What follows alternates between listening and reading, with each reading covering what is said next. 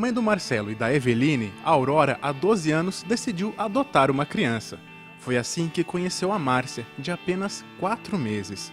A princípio, Aurora e Carlos não notaram nada de diferente com a filha, mas com o passar dos meses, perceberam que a pequena Márcia não se comportava como as outras crianças de sua idade. Com 6 meses, 7 meses, ela não tinha movimento das perninhas. Ela não rolava, porque ela daí já estava com 7 para 8 meses. Ela não tinha movimento das pernas, movimento das mãos. Ela tinha dificuldade para mamar. Ela mamava muito pouquinho. E alimento assim, sólido, era a maior dificuldade. Ela ficava presa na boca e não engolia, né? Daí que a gente foi passando o tempo, falei com o pediatra que cuidava dela, disse, isso daí com o tempo melhora, com o tempo melhora. E quando ela estava com 11 meses, a criança está andando. Muita criança anda, meus filhos andaram com 10 meses e meio, estavam andando. Então, aquilo, sabe, eu ficava preocupada com aquilo. E foi o dia que a gente decidiu levar num outro pediatra, pagar um convênio para ela, e ele foi a fundo. Daí foi aprofundando, disse, essa criança precisa de fisioterapia com urgência.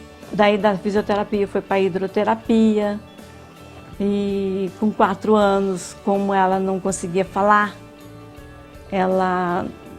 o pediatra indicou o fonoaudiólogo, e foi assim que ela foi progredindo. A Márcia precisa de alguns cuidados especiais da família, e nem mesmo a descoberta de um problema de saúde diminuiu o afeto da mãe pela filha. Voltar atrás com a adoção não passou nem perto dos pensamentos de Aurora. Não, isso não deu para assustar, não. Inclusive a gente falou assim, a gente vai correr atrás, a gente vai procurar os tratamentos que são possíveis nas nossas possibilidades, né? E foi o que aconteceu, a gente correu atrás. O sentimento aumentou, o cuidado aumentou, né? A gente sempre cuidou dela como ela mereceu. O destino da Márcia foi bem diferente da de outras crianças e adolescentes que estão em abrigos e se encontram na mesma situação. Nos formulários de cadastro são raros aqueles que se dispõem a adotar quem tenha problemas de saúde. Para estimular a adoção desses jovens, um projeto de lei entrou em vigor em fevereiro deste ano. O Brasil tem cerca de 5.400 crianças e adolescentes que podem ser adotadas. Em todo o país, são mais de 30 mil inscritos no Cadastro Nacional de Adoção, mas apenas 8% dessas pessoas não fazem restrição quanto à condição de saúde dos adotados. São 1.200 crianças e adolescentes com doenças crônicas ou algum tipo de deficiência física ou mental. E são esses processos que a lei vai priorizar. O processo de adoção ele tende a ser mais rápido, ele passa a contar, como alguns outros poucos processos, com a definição legal de prioridade, isto é, são aqueles processos que no momento da sua apreciação ou no momento do seu julgamento, eles têm prioridade, eles têm preferência para um julgamento antecipado. É uma semelhante, por exemplo, a outras previsões que a lei já confere, por exemplo, a ações envolvendo pessoas idosas ou em outras condições especiais, como, por exemplo, as pessoas quando acusadas criminalmente de algum crime e que estejam presas. São processos que passam a ter prioridade. Significam que se chegar junto com outros processos às mãos de um juiz para julgamento, o juiz deve destacar aquele e passar a proferir o julgamento preferencial. O primeiro será julgado na frente. A burocracia atrapalha e o nosso sistema hoje não funciona como deveria. Porque se o deficiente é prioridade e a criança também é prioridade, a gente imagina que deveria ser mais fácil para essa família. Ela deveria ter vamos dizer assim, um suporte maior para que ela tivesse uma motivação maior para adotar. Uma pessoa vai adotar uma criança multideficiente, ela precisa levar ao fisioterapeuta, levar ao médico semanalmente, alimentação balanceada, tratamento, enfim, tudo é muito complexo. Aí você imagina que nem sempre tem o suporte do nosso sistema de saúde, do nosso sistema de educação. Então fica difícil quando não se tem um suporte, né? Simplesmente adotar e não ter como dar o que essa criança precisa, não é adoção. Por exemplo, pelo Estatuto da Criança e Adolescente, é previsto que elas têm que estar inseridas na escola, estudar. Hoje, com o sistema que juntou, né, vamos dizer assim, a inclusão social juntou tudo num pacote só. As escolas são preparadas, teoricamente, mas não estão preparadas. Tem crianças aqui que não foram para a escola ainda porque a escola não está preparada para receber. Porque a inclusão, ela só é inclusão quando ela realmente há uma preparação da escola, dos profissionais, do sistema, porque senão é exclusão. É esta agilidade que a Fátima espera encontrar. Há 6 anos, ela adotou o Ângelo Miguel e o processo ainda não foi totalmente oficializado. Mas o grande receio dela é que esses benefícios fiquem apenas no papel. Tem tanta coisa, mas não tem inclusão. Cadê a inclusão? Essa inclusão não existe, só existe em papel. Porque, por exemplo, ele vai para a escola, ele é bem acolhido, mas tem um porém. Ele não aprende nada, ele não faz nada. Por quê? Porque não tem uma pessoa que ali fique com ele, você entendeu? Que o incentive, que mostre para ele as palavras, as letras, que tenta trabalhar com ele. Ele vai à escola, é muito bem recebido, você entendeu? Mas não tem uma pessoa específica para ele. Então, aonde está essa inclusão? Se ele quiser, faz. Se ele não quiser, ele não faz. E ele fica lá na cadeira, você entendeu? E se fala muito em inclusão e não tem essa inclusão. A pessoa para adotar, ela precisa ter oportunidade de ter acesso em tudo. E que às vezes esse acesso, eu vou falar para você, eu tenho que brigar, sendo que não haveria necessidade. Cadê a inclusão? Então essa inclusão, essa adoção que eles estão colocando, eles colocam assim, em papel.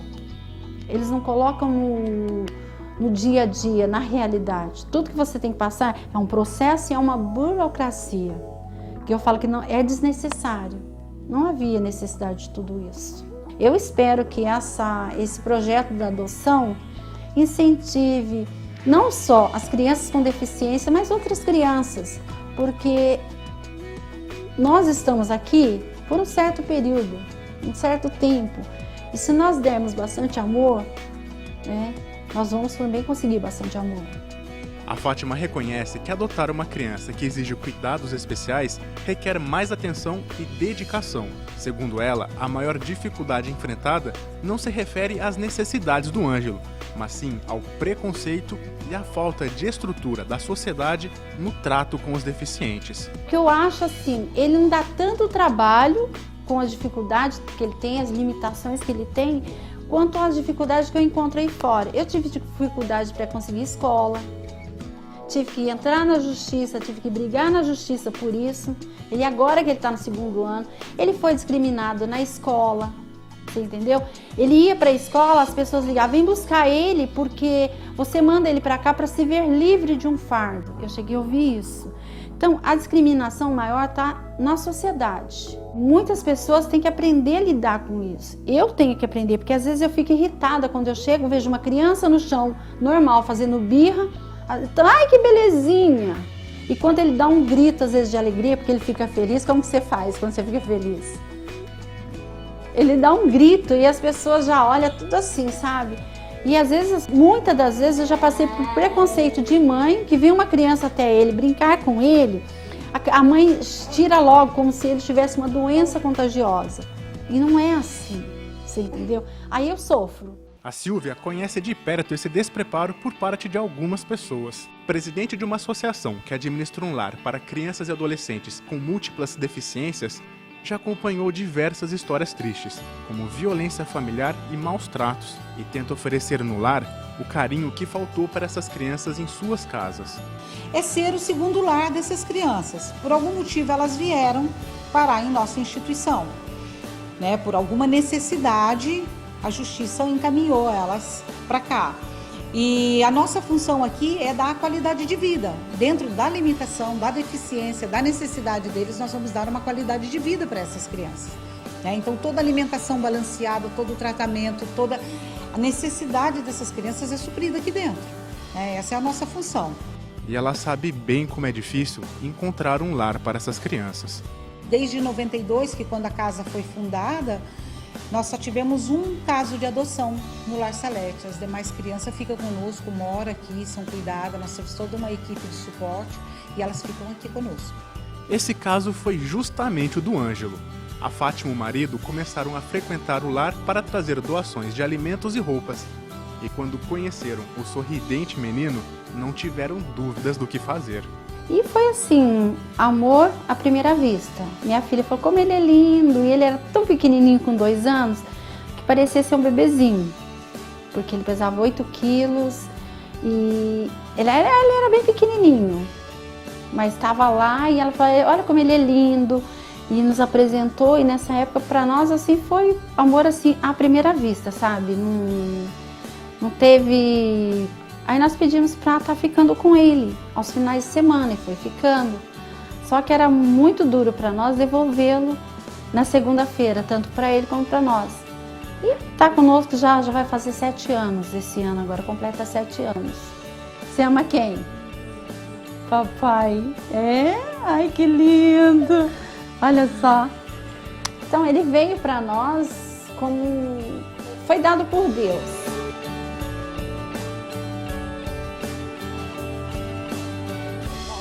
Verdadeiro.